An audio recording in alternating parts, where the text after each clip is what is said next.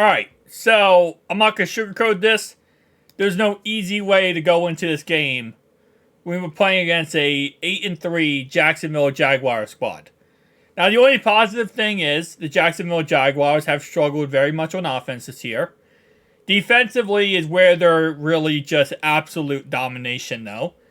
And the weird concept is our defense, if they can get going, and our offense doesn't turn the ball over and play smart, who knows? Maybe crazier things can happen. I said this in many videos so far, and I'm going to keep saying this over and over again. I would love to see them win, right? And obviously the coaches are going to try to win. The players are going to try to win. Everyone's going to try to win. I want my Bengals to win. But if we lose, right, I want to look at the aspect of evaluation for the future for this team. So what I want to see out of this game is really them trying new things. Them trying to do something special. Them trying to, actually show us something that's not the same copied and paste crap we've seen this whole entire year so far in offense. So if anything, I just want from this game is us to actually do something. Do something creative. Do an end around. Do a pitch play. Do a play action, double end around, throw the ball to the tight end, and I don't know. Do something. That's what I want to see going into this game. Now, 66.6% chance ESPN gives the Jacksonville Jaguars of beating this game. And it's not really that surprising. In all honesty, if anything, it's ironically enough, we'll probably end up winning this game. And the reason why is a couple things. First off, underdog mentality. 100%. It matters. It's a primetime game. This is actually, I forget what the statistic is. I think this might be the first time Jacksonville got a Monday night game in a very long time. This is the first Monday night game for them. So, that's awesome. Number 3, again, if our defense can get a turnover, can get turnovers, and let alone they score touchdowns in this game, which Cam Taylor-Britt looks like he is going to be playing, well, this game could go our way. And we could beat this team. Okay, it's possible. I'm not saying it's going to happen 100%, but with primetime game, we're already underdogs. Plus the aspect, again, if our defense can cause turnovers and get interceptions and get a touchdown, we could win this game. But let's talk about this. So starting off right away, here's the injury report going into this week. Deontay Smith is questionable. Cam Taylor-Britt is questionable. He's on pace to play, though. T. Higgins says he's 100%. He's going to play. Cheeto is also questionable going into this, but it's just because he had an illness. He should be fine, ready to go, no problem at all. For their side, Luke Farrell, the tight end, questionable. Tyson Campbell, questionable. Travis Etienne Jr., also questionable. So, they have injuries. We have injuries. It's your typical Week 13 game, okay? This is just how it works. Teams usually are never 100% by the time you get to these, Week 13 games like this. Half the teams are like either one guy's injured, one guy's out for the year, or vice versa. So let's talk about the keys to victory for this game. Listen, I understand we have a backup quarterback in this game. So it's not going to be as simple as run the damn ball, okay?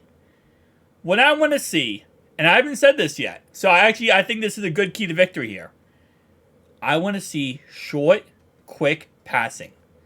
I want them to methodicalize down the field. You remember how Bill Belichick and New England Patriots played with Tom Brady for so long? Where every single pass was like a 3-4 yard pass, dinking dunk down the field. Edelman, Gronk, Amendola, Edelman, Gronk, Amendola, over and over again. That's what we need to do. Get the quick passing game going. Have your guys just run slant routes, drag routes. Keep it going, though. Keep it fast-paced. Do not let their defense get time to substitute, get time to rest. Just keep it fast-paced on them. While you might say, we don't have the offense that can go, par for par with how good their defense is, how do we do it against Pittsburgh? We moved the ball against Pittsburgh. Move the ball against Baltimore. They have great defenses. You keep it quick-paced, and you keep them off center, and that's how you're going to be able to move the ball.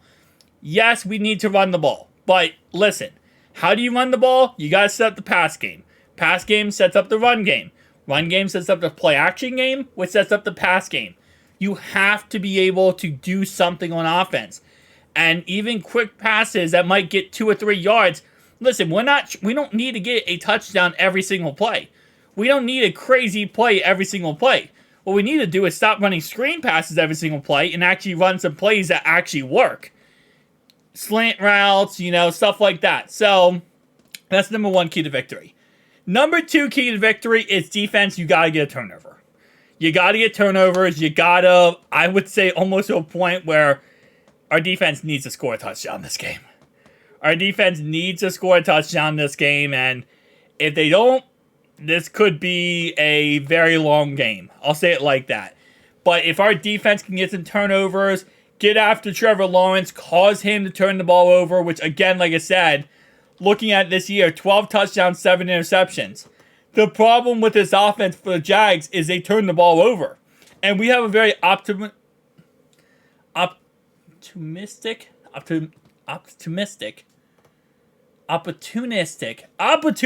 there we go, defense here in Cincinnati.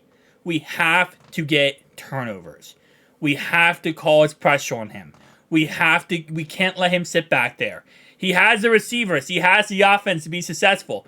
But the way you beat him and the way you stop him from being successful is getting pressure on him. We have to get pressure on him this game. My number 3, key to victory here, is going to be pretty simple here. You got to limit the drives. You can't go in a shootout with Trevor Lawrence, okay? You have Jake Browning at quarterback. And while I'm not sitting here saying that as an insult to Jake Browning, I'm not. He's still a good quarterback. I think he's still serviceable. But he's not a shootout material type quarterback. You need to control this game. If you let this game get out of hand or away from you, in the Bengals aspect, you're going to lose this game 99% of the time. You have to control this game. Means controlling time possession, means long methodical drives. Even if a long methodical drive gives you a field goal, 7 minutes off the clock, resting your defense, that's good enough to win this game. This type of game, okay? You have to play great offense, consistent offense. Not great as in you have to put up 400 yards. No. If we finish this game with a stat line of, 15 for 19 for 250 yards, that is perfect. But we have to get that going. And long methodical drives, it wears out their defense. We get the run game going because the pass game gets going. Everything starts working there, and our defense can hunt.